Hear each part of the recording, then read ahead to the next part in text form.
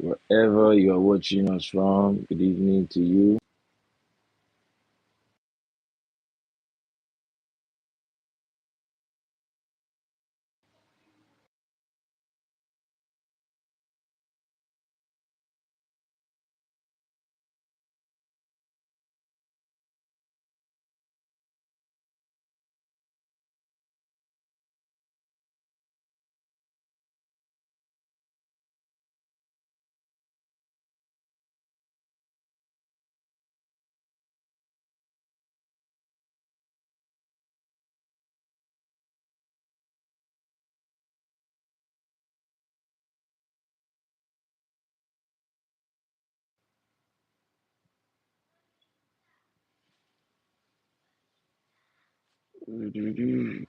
Why can't I see?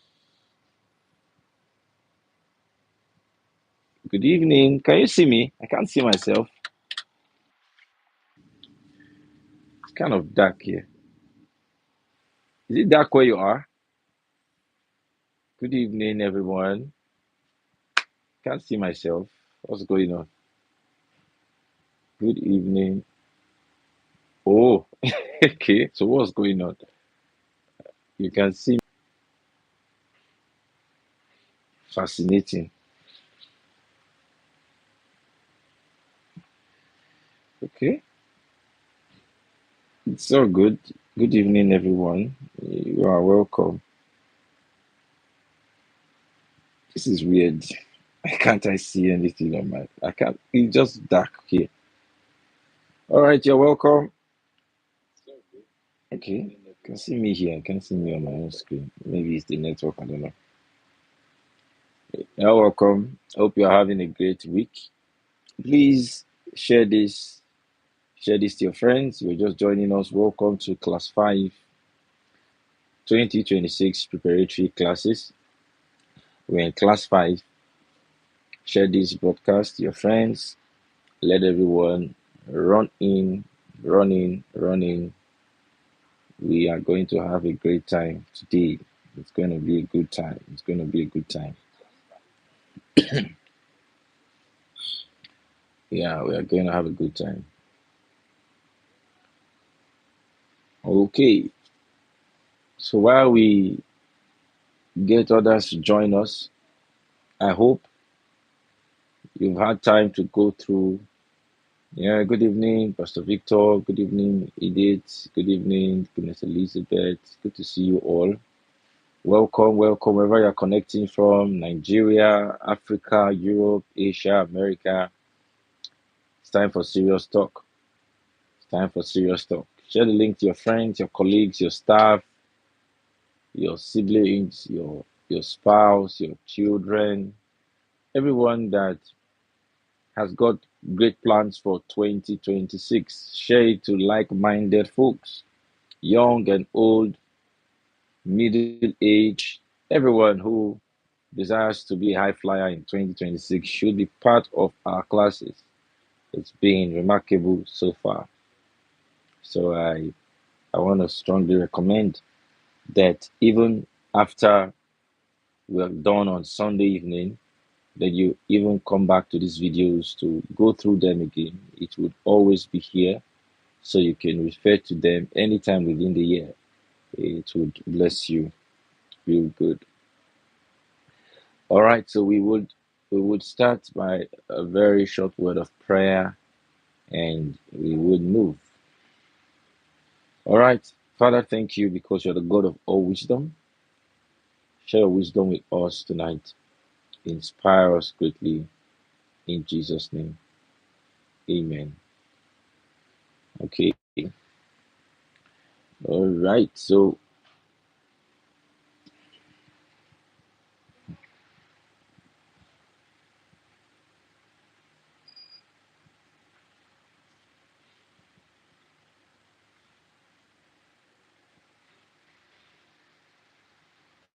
I think the light changed.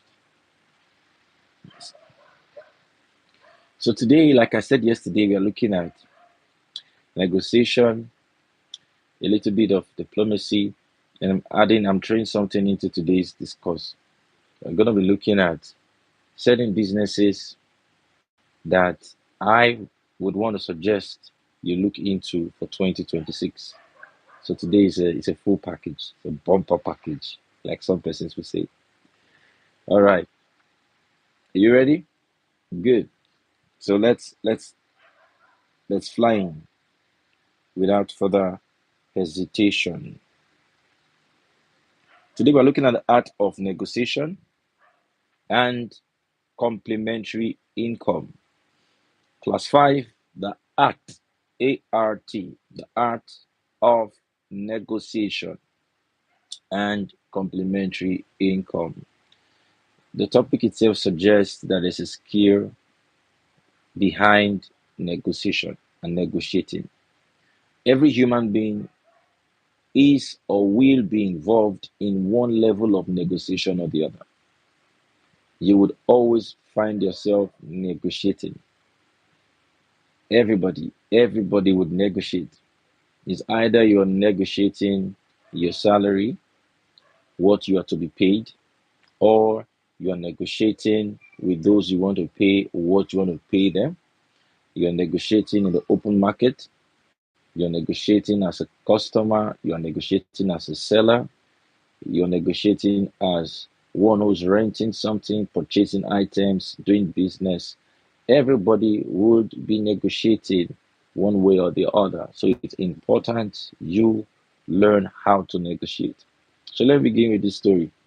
When we're building what we call the Solution House of the Christ Island, the headquarters currently, I had sent one of our builders to go seal a deal with one of the suppliers.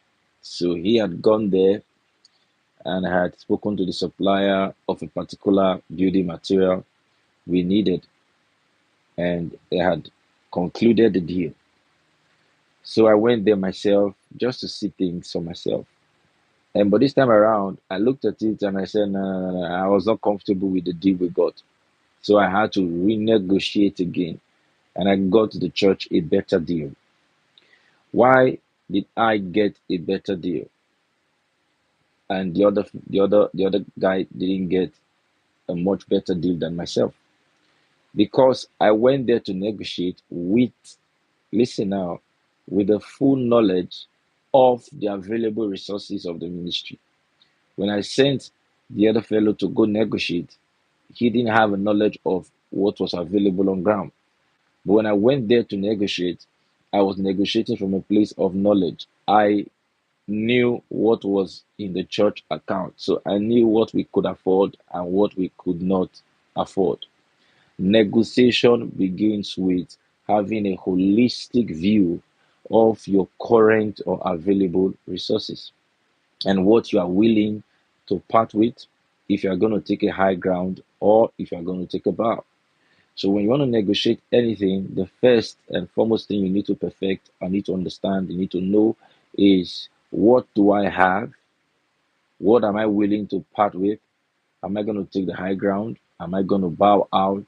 Firstly, what is in stock? Negotiation begins with the baseline of knowing what is available. What do I have currently? What do I have today? What do I have now? So never go into negotiation without knowing what you can or you can't. So if your organization is sending you to negotiate a deal for your company or your business, never forget to ask your superiors or whoever sent you, sir or ma, what are we willing to spend? How high are we willing to go? What's the base? What's the maximum? If you don't have that knowledge, you will not be a good negotiator. Okay, so we're going to be looking at it. Practical things we would find ourselves negotiating through life and even through 2026. But before I get into it, I just want to add to what we're discussing. Was that Tuesday? Yes, concerning jobs and what have you. How to get a job.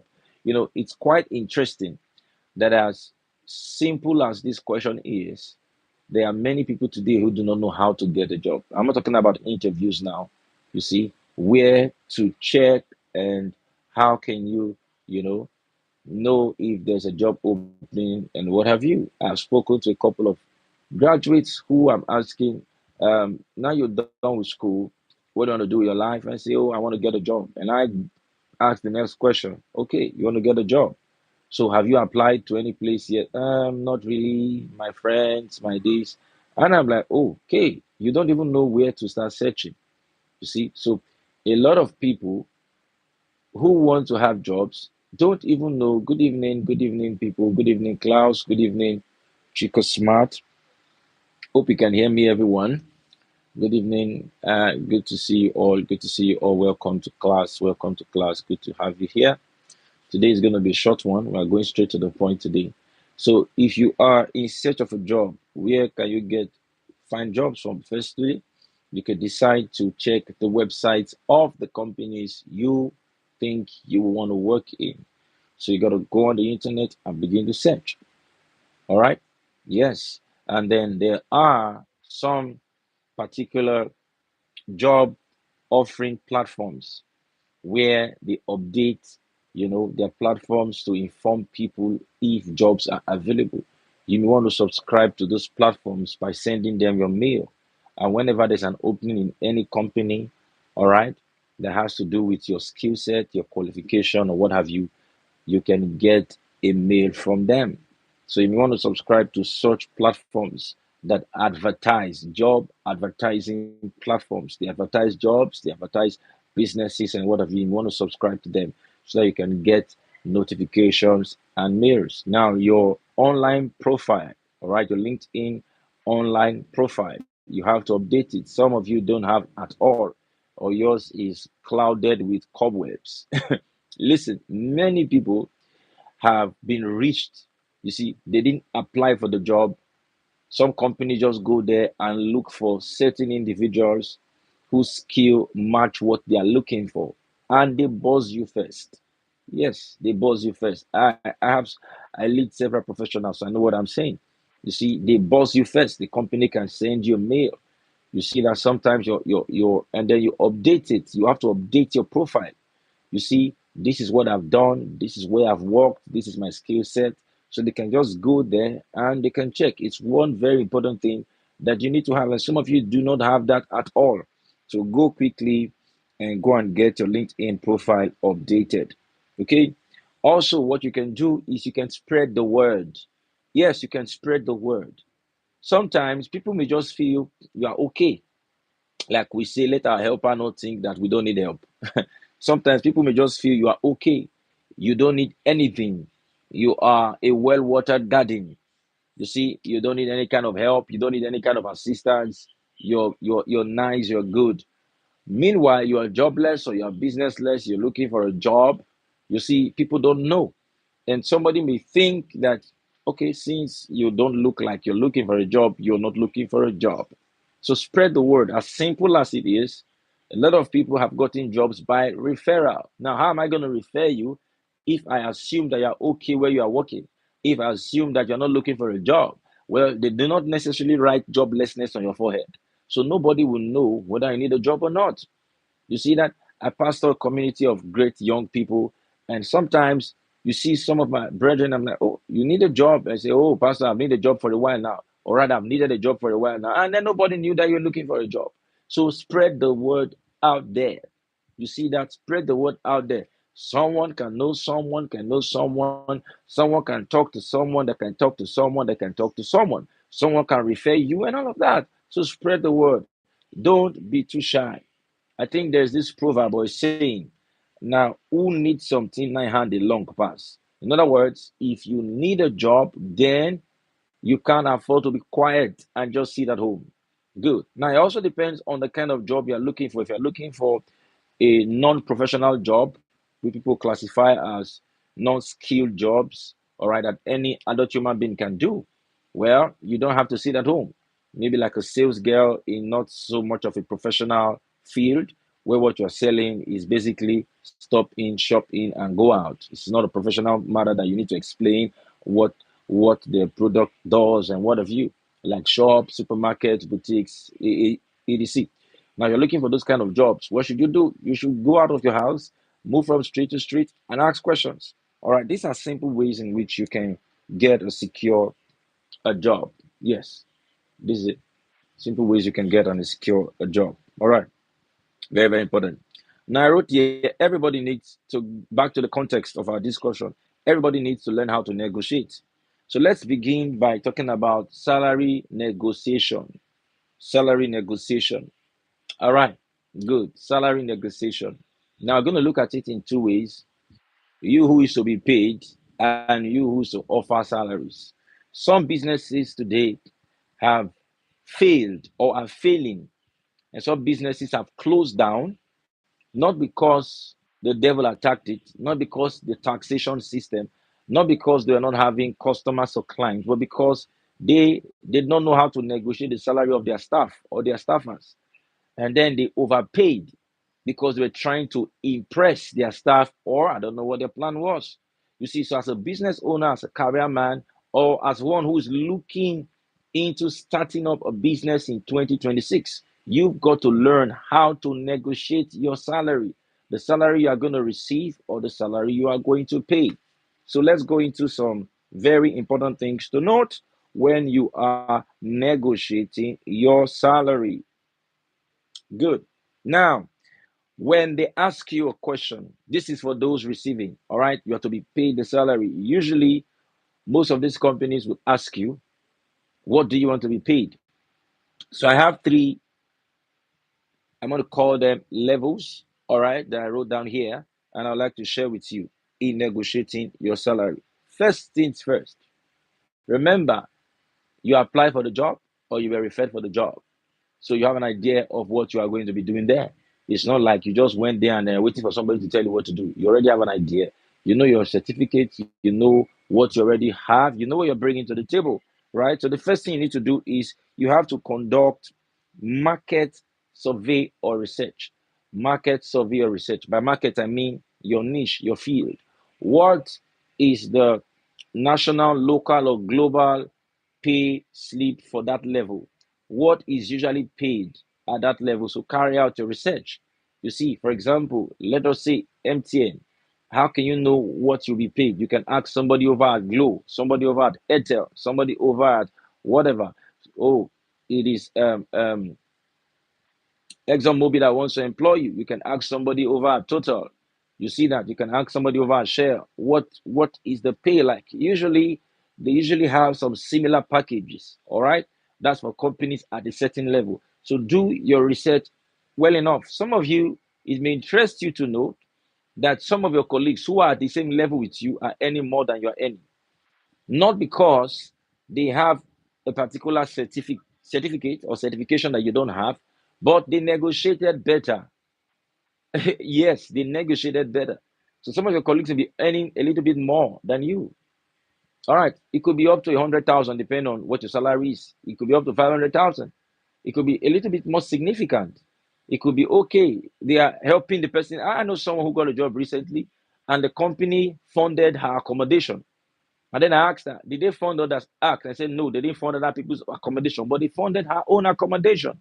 Why? Because she was moving from Abuja to Lagos. And it was part of a negotiation. And she's like, listen, if I'm going to take your job in Lagos and an accommodation there.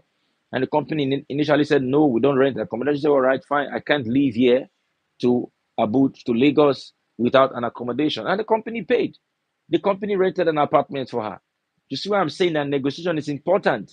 They never did for our other colleagues, but they rented a place for her. You see that? So the first thing you need to do is what? Research. Research, research, research. All right? Good. So let me read what I wrote. To negotiate your salary during an interview, do your market survey or your research. What are you researching for? You are researching for the rate. In other words, you are looking at what is the minimum and what is the maximum. Now, usually companies already know what they want to pay, but they can stretch it a little. So it doesn't mean that your company says they want to pay you 1 million and you say, give me 50,000, that they will give you 50,000. No, they also have a base that they'll be willing to pay you, but they can pay you the base of the base of the base of the base of the base. While some other person is getting the max of the max of the max of the max of the max. So if you can research the rate, if you have an insider, you can ask some questions. Okay, that is very, very important. All right, carry out your investigation. All right, good.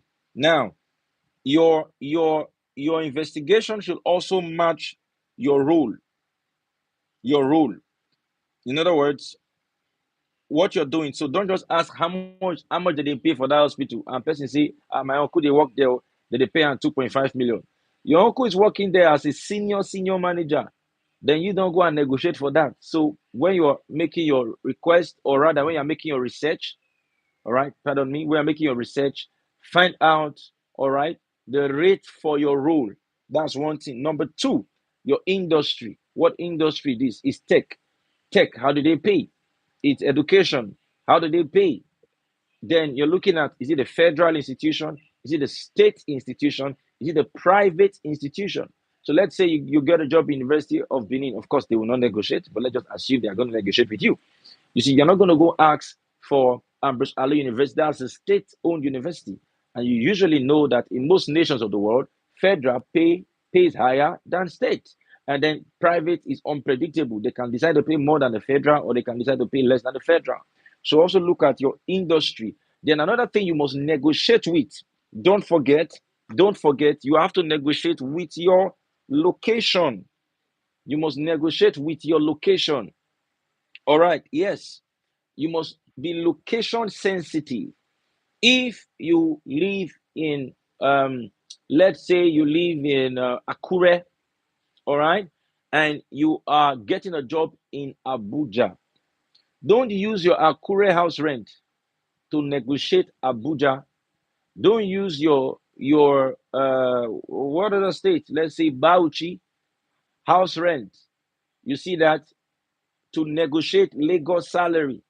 Because what you are paying in Bauchi, what you are paying in Castina, what you are paying in Lafia, what you are paying in Benin, what you are paying in Ondo, in Oshun, what just mentioning some Nigerian states, will not suffice renting the same quality of house in some bigger cities.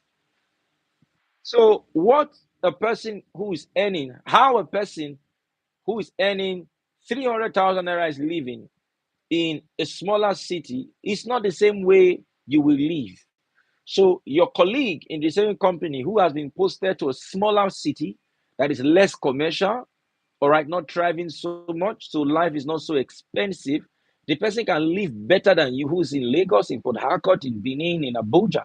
So when you're negotiating, don't forget to negotiate with location. Now, this also means that those of you who are also offering salaries, you see that. So when you're even negotiating to peg your staff salary, don't say, oh, my branch in Abuja, we pay our sales girls 150,000 naira. So you are opening another branch in another less commercial city, and you are paying your sales girl in that city 150,000 naira. Now that is why your business in the other city has closed down. It is not a witches in Okene that closed down your business.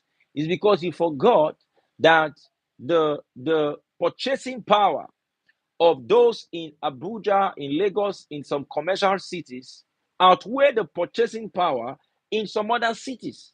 So when you begin to have change of businesses, do not necessarily peg salary and say this is what we must pay. We must pay our sales boys 500K every month. Well, your sales guy in Abuja is raking in revenue of 2 billion monthly. Your sales guy in whatever state is raking in 100 million monthly. You see the disparity? It's very huge. You will not survive in business. That's why your business closed down. It's not the witch in your village that closed down your business. It's you did not know how to negotiate. Are we still with me? Are we catching something? You get it? So we are looking at what? Your role, you're looking at your industry, and you're looking at your location. If you are with me, let me know that you're with me. All right? Good.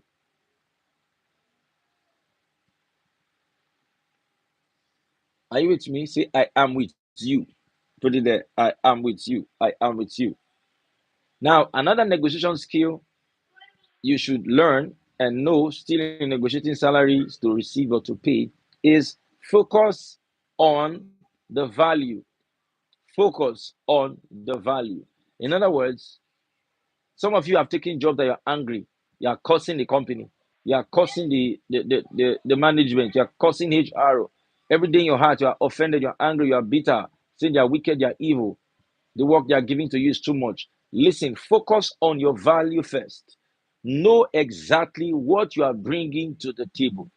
Yes, know what you are bringing. You know, okay, I'm going to take this role, and I know how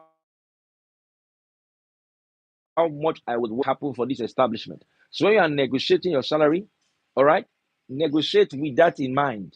You understand the value you are bringing. If you have a degree, you have a master's, you have a PhD, all right, and you're applying for a role where the base for application is just a BSc or a BA, and you have a PhD, you shouldn't be negotiating the same salary with those that or just have their first degree. You have a second and a third degree. You have a doctorate. So the level of work you'll be bringing would outweigh the other person's own. So when you are negotiating, negotiate with your value.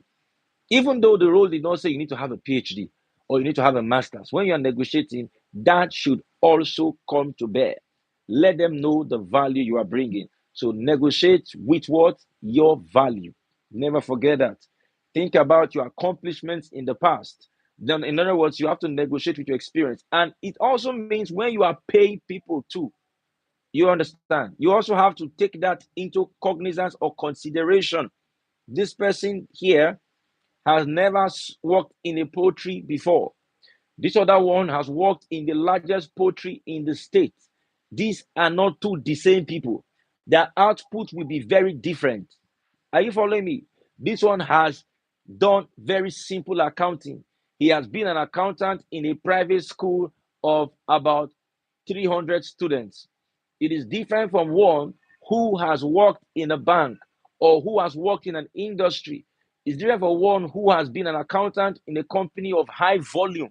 So when you are employing such persons, you should know who you should pay more so that you will not be angry and insulting the staff and not much I'm paying you, you are doing nothing. Well, he didn't ask you to pay him that much in the first place.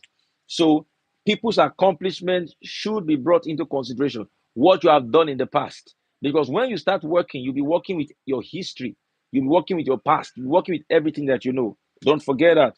Your skill set, you get it. All of that must get into consideration.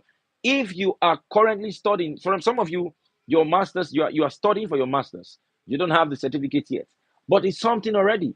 You see, it means you have an additional knowledge that others don't have. Some of you are already doing your PhD, you are doing other certifications. You see that all of those things, even though it's in view, you already know it. They've taught you something. So you are going to do better than others who don't have it at all. So put all of this into consideration. Now, in things like negotiating the simple things of life, for example, your business needs a new property. You see that? You want to buy it, you want to rent it, you want to lease it. So you're asking yourself, okay, this property they are saying to rent it is 5 million naira every year, or to rent it is 2 million naira every year, as the case may be. Oh, I have 2 million naira for the rent. Listen, be smart, be smart. That you budgeted 2 million to rent that shop, and the shop you have seen has fallen within your budget, doesn't mean you should just pay. Negotiate. You may just get 1.7.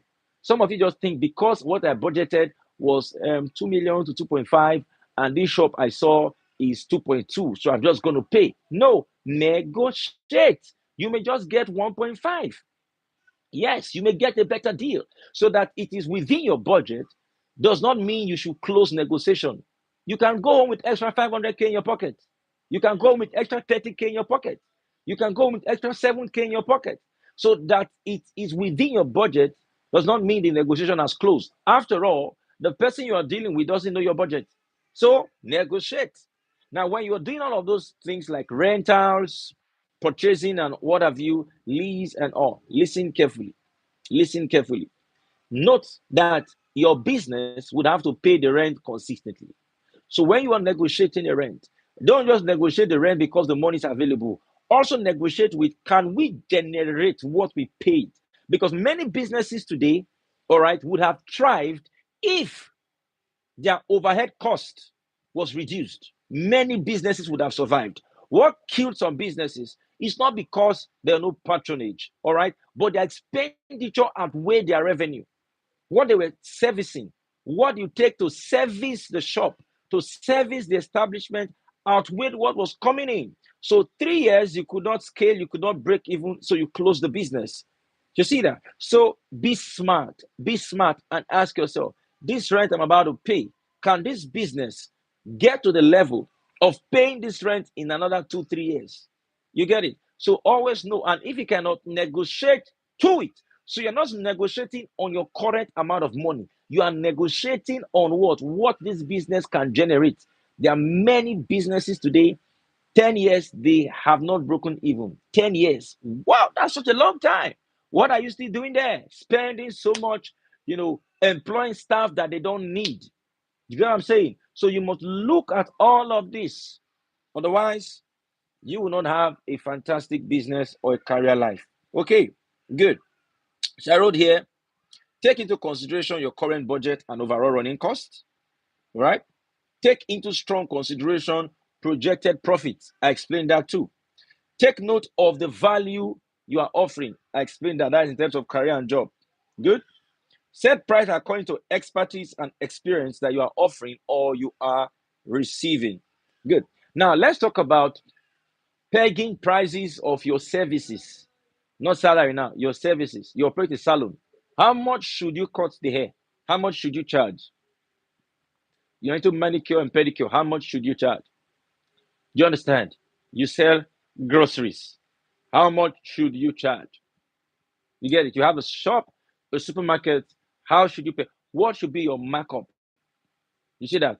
Should your markup be 10%? Should it be 20%? In other words, cost price and the percent you add for your profit. You get it? So if you bought it at 100 naira and you're selling at 110, it means your markup is what? 10%. So what's going to be your markup? All right. So you're going to ask yourself, how am I going to sell it? Because some of you, the way you're operating your business, you can't be rich. You can't be rich. You see, your markup is too low. So how do you mark up your goods? How do you mark up your service? You see that? How do you mark it up? First thing first, the value you are offering. Not just the value, but the value you're offering. Are you truly good? Some persons overprice their services, and that's why they are not patronized anymore. You're still a beginner, or a beginner has two faces. A beginner is one who just started the craft, and a beginner is also one who is not known. For example, in the fashion business, you don't thrive on proficiency, you thrive on popularity. Once you are popular in the fashion business, you can skyrocket your price. But when you're not popular, even if you're good, yes, some of you, you've worn clothes that you're like, this clothes is better than that celebrity's own. But what yours was 200K and the celebrities was 2.5 million, because that one is thriving on popularity. You are not yet popular.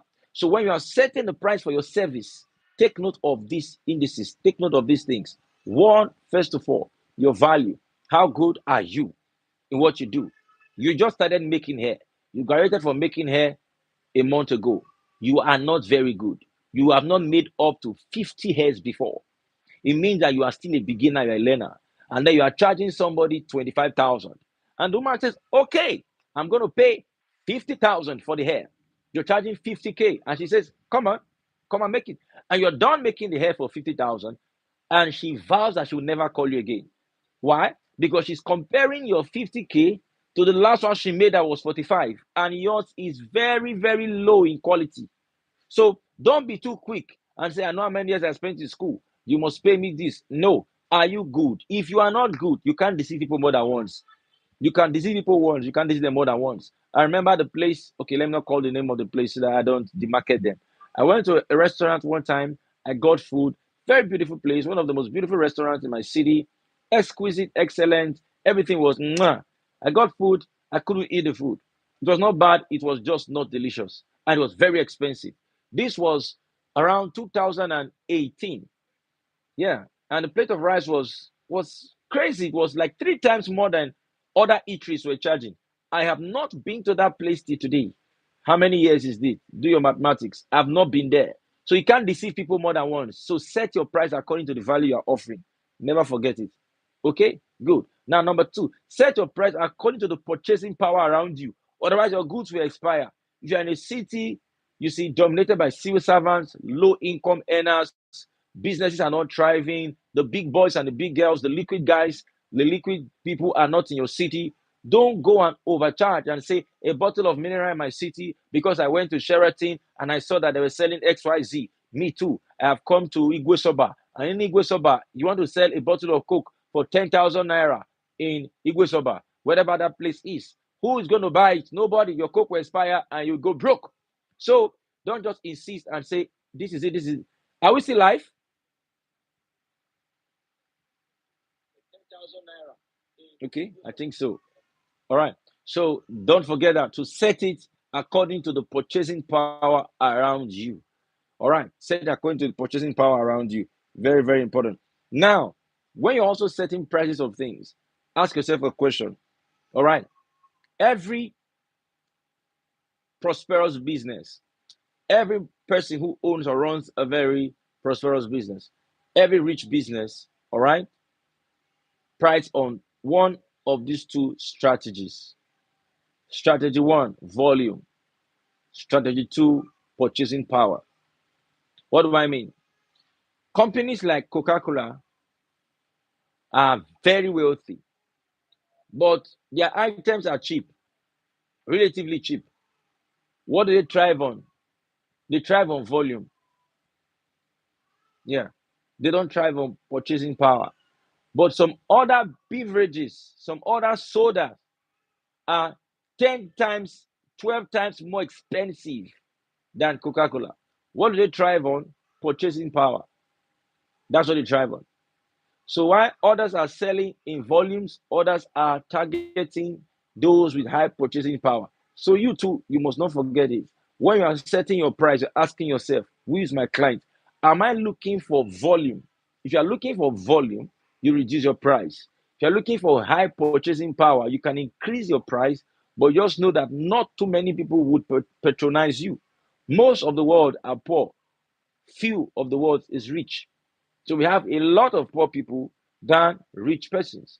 So you got to target, you got to look at your target. How are you setting it? So those of you who are going to business in 2026 or you are restructuring your businesses in 2026, please, we are holding these classes so that you can prepare very well, restructure your business, and find out what could be wrong. Why are you not making sales? Why are you not making so much progress? What is hampering your profit? What is stifling your profit? I need you to look at all of these indices, and you're going to have a very, very beautiful year. Now, lastly, I said I was going to throw this in. Businesses to look into, not just in 2026, but how are you, darling? But going forward, businesses to look into. Now, this session is just for those of you who live in Nigeria. If you have the willpower, all right, I want to look at these two businesses. One, agriculture, agriculture. And before I call the second one, let me just say a few things. The second one, let me just mention. The second one is security, agriculture, and security.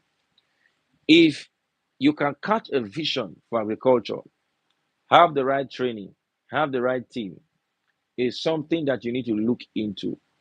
Whenever there's insecurity, there's always food shortage. And when there's food shortage, what will happen? Commodities will be more expensive to afford, like you know right now. You get it? Insecurity affects food. And the moment it affects food, everything goes up. One of the businesses I strongly recommend is agriculture. All right. Greenhouse farming, mechanized farming, coming together as a group. Something we're going to talk about. Maybe we're going to look at collaboration in 2026. Maybe that should be tomorrow. We should look into collaboration. How we can leverage collaboration, all right, to access greatness and make significant progress in the year 2026. So I want to also recommend look at agriculture. Now there are different agriculture is the biggest sector in the world. It's very huge. You see, AI cannot replace food. AI cannot replace food. There's nothing you can do about it. Nothing. Everybody must eat. There's nothing you're going to give a man that he's not going to eat. We would all eat till forever. So the day will not come where people will not need to eat. The day will not come. People will still need to feed. Agriculture is gold. It's bigger than oil business, gold, and what have you. You see, so you, your friends, your partners, look into that sector. Don't only look at selling the finished goods. You see, how can you access it right from the soil? How can you access it right from the ground? Now, some of you are white collar people, you have a job in the bank, in the tech sector, education sector. Who said you cannot have complementary income, which I was going to explain? Who said you cannot have complementary income? And there are different things you can do about agriculture. You may be in the distribution channel of agriculture. In other words, you don't own a farm, but you buy the products, you buy the produce, and you distribute them, you transport them to where they are needed. It can be you are buying raw materials. Yes, you don't need to plant rice to get into rice business. You see that the local rice, you can have a team go survey the local rice in different places. Abakaliki is there, the north is there. Go and find out. You can come in, you and your team begin to buy the rice and begin to sell. There's several other areas of agriculture. So whether you are in the manufacturing or the farming part of agriculture, or you are in the distribution or the transportation part of agriculture, all of this is very key and very, very important. Yes, and you can add security to it.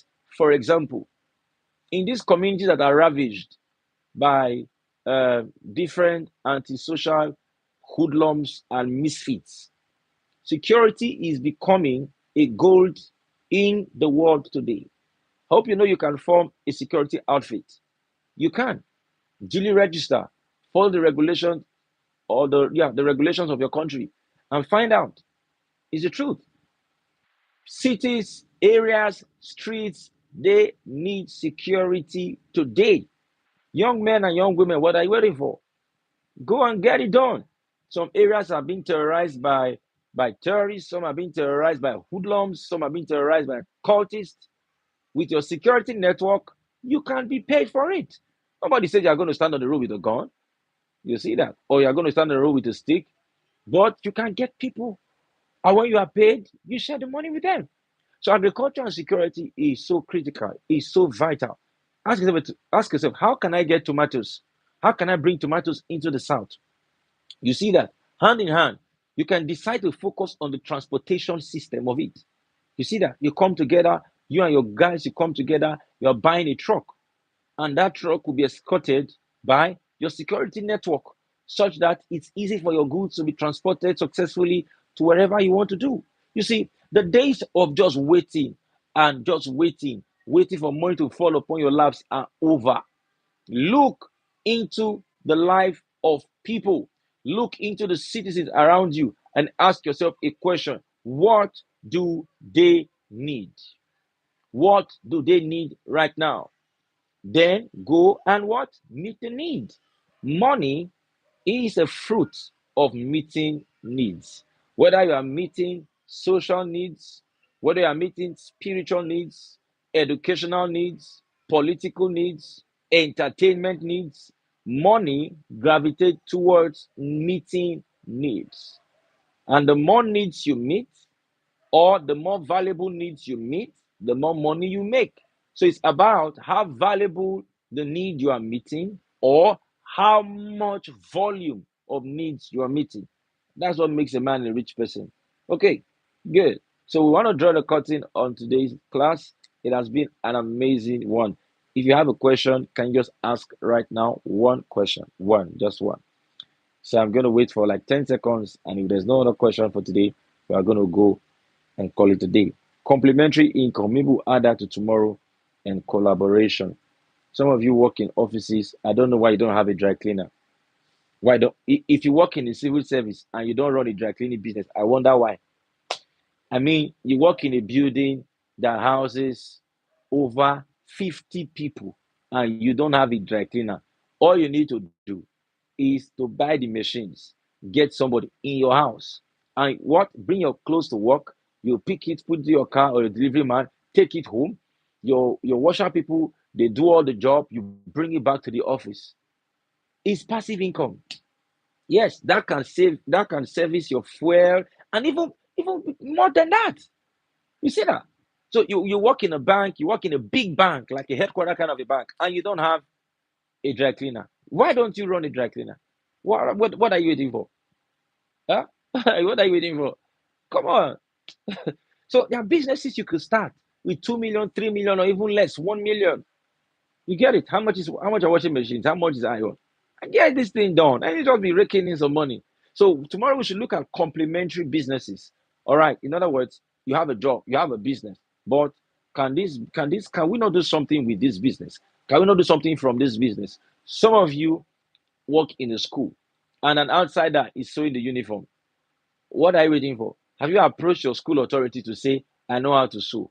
How much do they sew each uniform? They say, I will sew each uniform for 10,000. Sir, I will be sewing it for 8,000. Let me try one class. What are you waiting for? It's called complementary. Why is it complementary? You see, businesses that are related to existing businesses. You see that? So, very important. How can I train myself to spot needs in my community? Good. Thank you very much. Well, you have to be observant. That's it. You have to be observant. How do you train yourself to spot needs in your community? Thank you for that question. You have to be observant. Look, you see that Jesus Christ came out and he looked at them, and the Bible says he had compassion. He noticed that they have been there for 3 days, they have not eaten. Observant. You have to be observant. Some of us are not observant. You go observe your community, look at your community. That's one. Two, interaction. How do you notice a need? You have to observe, look around. Secondly, interaction. Thirdly, investigation. You can literally ask questions. And as you interact with the people, you hear their cry, you hear their concern. You get what I'm saying? Yes, very true. You live in an area where water is a challenge. Sink a borehole and start selling water. Sink a borehole and start selling water. That's what it is. Yes. And there are schools that don't have enough school buses. Do you know you can get a bus and attach it to the school, and then the school is paying you? So many businesses are everywhere. Just what? Observe, interact, investigate. And that's how you could train yourself to spot needs in your community. That there's a need for food, there's food shortage. All right. That's it. There is. There's a big problem of it. Even there's some other thing that we have not looked into. You see, we have not looked into something. There's a business idea that I would like us to share. The power problem, corporate power solution, corporate power solution. Okay, yes, we have not looked at corporate power solution in your street. You see that in your environment. Can I share? Can I install solar and share with my neighbors such that they are paying me? Are you following? Good. Corporate power solutions.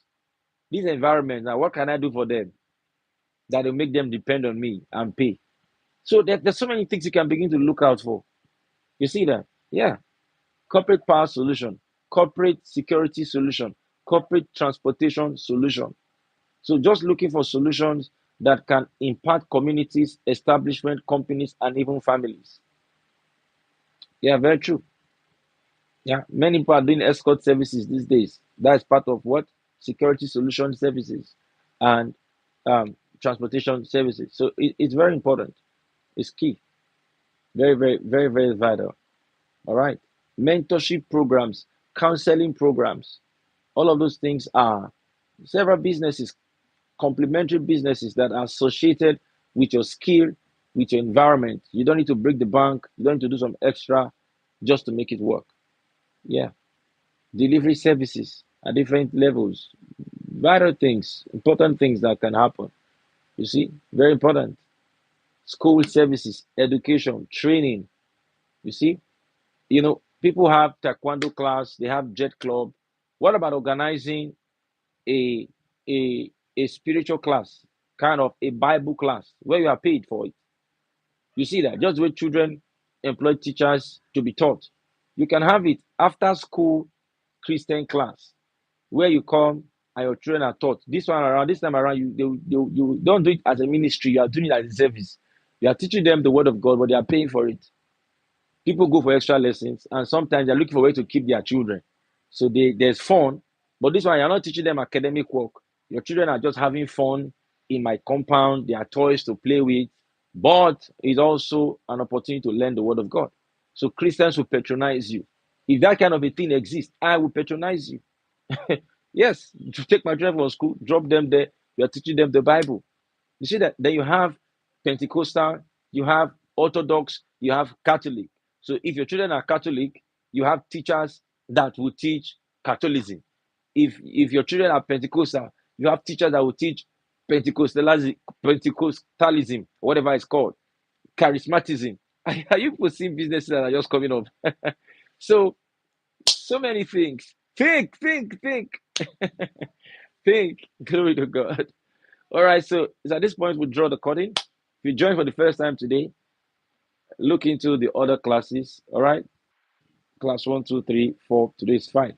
So we'll go again tomorrow evening, same time, 8 p.m. And on Sunday will be the last class. Thank you, everyone. God bless you. Oh, Pastor Faith, that's you. Thank you so much, everybody. Enjoy the rest of your evening. See you tomorrow. Bye.